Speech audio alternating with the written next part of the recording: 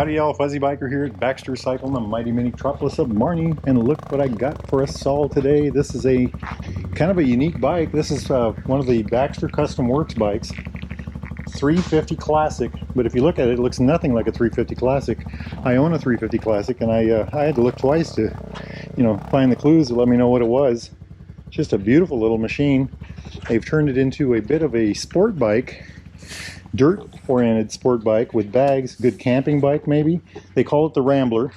Starting with the basics, it's a 349cc, single overhead cam, 2 valve per cylinder, air-cooled, oil-cooled engine with a 5-speed gearbox. Makes about 20 horsepower, 20 foot-pounds of torque. That's about 27 newton meters. One of the best 5-speed transmissions out there. Absolutely love mine. The Classic has the foot pegs here. The Hunter has them back here, and the Meteor has them up here. I think this is the best part. I like them there pretty well. They're fine up front too, but look at that. Isn't that just neat? But they've done a lot of changes here. It doesn't have the classic nacelle anymore. Look at the tires, the spokes.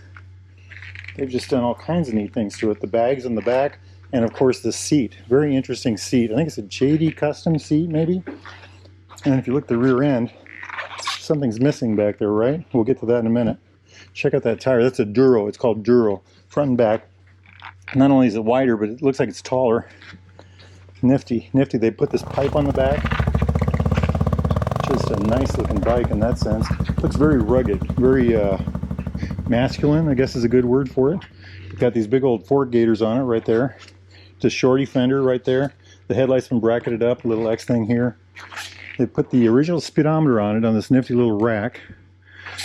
A single mirror now instead of a dual. Give it that scrambler look. That the Rambler, kind of a scrambler, isn't it? Now that I mention it. Still got a chrome kickstand, isn't that cool? I like all of that. I like that so far. Everything about that looks really cool. The one that I have, I ride it all over the place, and I use it as kind of my, go out and feel good bike. It's my Enfield, I call it. It's a very relaxing motorcycle to ride. This one looks a little more aggressive. I want to show you all the blinkers on this right quick. And we'll start with the front. Check it out. These little Pico blinkers. But really more important is check out the back. So there's the taillight. Kind of hidden away. When I first saw this, I did not see the taillight anywhere.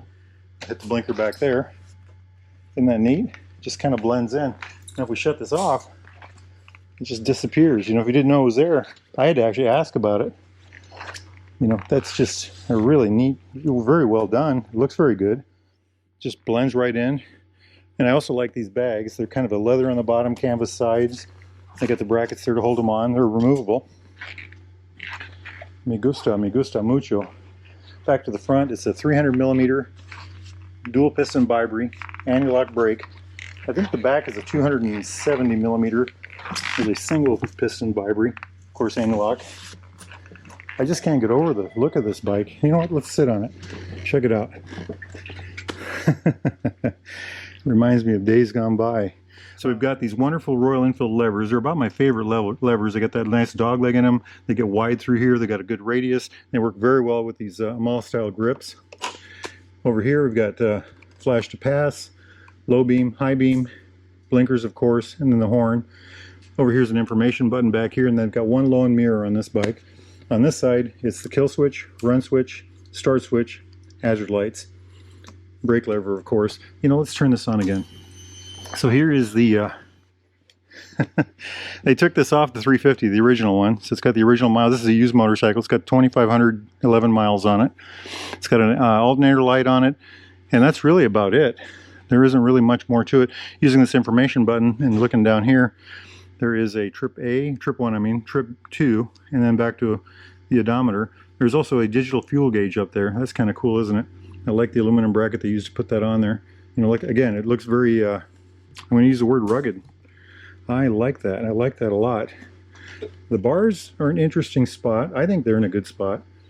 I sit a little higher on this one than I do on my Classic. It's interesting. I'd like to take this for a ride. We can't ride it today because we've got a whole mess of snow out there, if you can see that. End of January right now. When it warms up, if this is still here, we are definitely going to try to get our hands on it. Oh, I got a bash guard on the bottom. Royal Enfield bash guard. Just all kinds of goodies on this thing.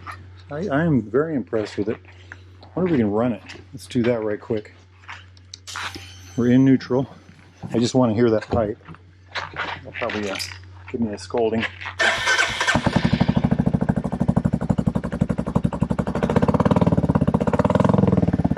I like it.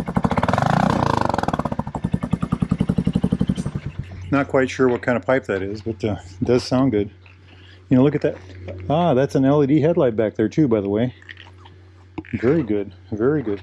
Another beautiful Baxter Custom Works bike. They just are so creative with these things. I just love the way it looks. Fabulous. Now, if y'all are in the market for a newer used Royal Enfield, Triumph, classic British bike of any type, get yourself over here to Baxter Cycle in Marnie, Iowa. They got gear, accessories, coats, jackets, gloves, boots, everything you can imagine.